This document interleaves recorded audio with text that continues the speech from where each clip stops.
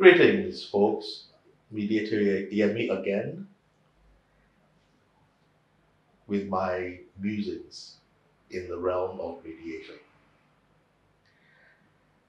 The last time I was speaking about the empowerment of parties and the consequences of that empowerment not being present.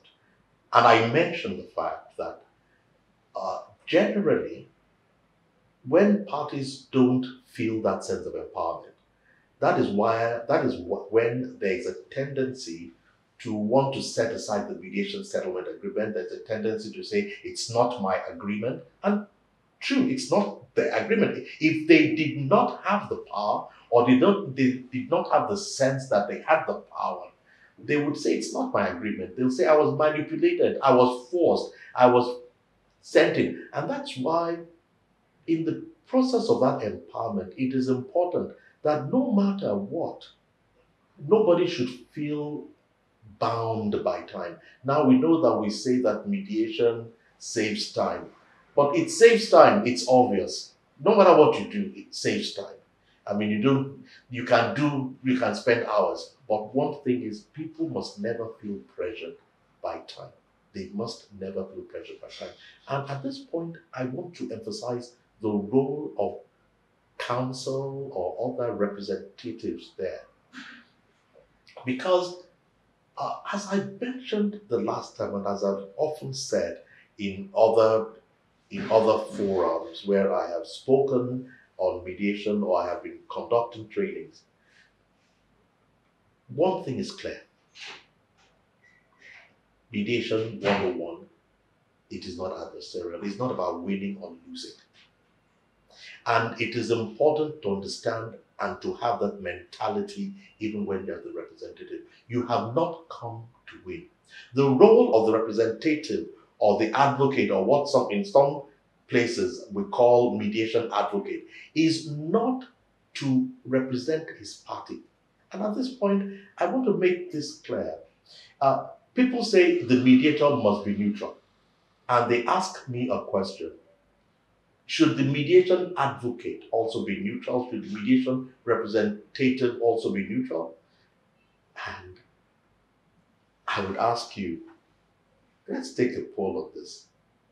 I'm going to give you an answer that might surprise many people, that might shock many people. Even the mediation advocate, even the representative at mediation must be neutral.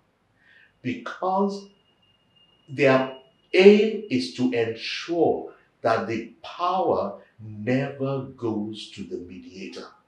Neither does it come to them.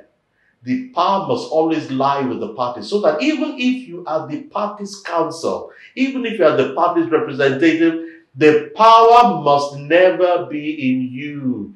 The power must reside in the parties. So that even the mediation representative or the mediation advocate must be skilled, must be versed, must be thoroughly trained and acculturated or acculturated in the notion, in the norm of what I have referred to as authentic mediation, what I have called authentic mediation. It is important. Now, what's the role of the mediation advocate or the representative? It also goes further. He acts as the referee between his client and the mediator.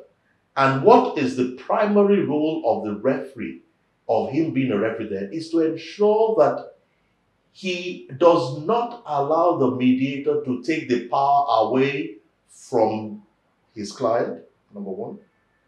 Number two, this will surprise you, is to make sure that he does not allow the mediator to also send the power to him. Because sometimes, and once in a while, I've found myself being tempted to do this. Sometimes you find a mediation representative or a mediation advocate who is fairly cooperative, who's helpful, and at that point, in trying to take advantage of him and let him help you, you sometimes begin to lean on him, and before you know it, you are setting up an alliance that may benefit them. If they can feel they're either trying to manipulate you, or you are unknowingly or unintentionally manipulating them. But let me stop there and let me say this. If you are thoroughly trained, if you are properly trained as a mediation representative, in fact, that's why I don't like to use the word mediation advocate. I don't want to use the word mediation counsel. Let me repeat. Your job is to ensure that the mediator does not take over the power. Number two, that the mediator does not transfer the power to you either. Number three, that you yourself do not seize the power, but that in fact all of you cooperate together and there's only one person who is entitled to the power, and that is the mediator, the mediating party himself or herself or themselves, as the case may be.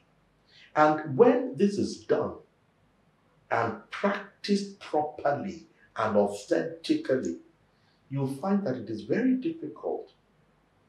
It is not impossible. As human beings, nothing is ever absolutely impossible. But there'll be less of a tendency for a party to come out of there feeling it is not my agreement, feeling it is not my own. So talking agreement, I'll be speaking about elements of what that agreement should contain to ensure that authenticity is maintained and to ensure that the principles and the qualities of mediation are sustained throughout. See you next time. And as I said, I'm looking forward to your comments. Let's have a conversation on this. Bye for now.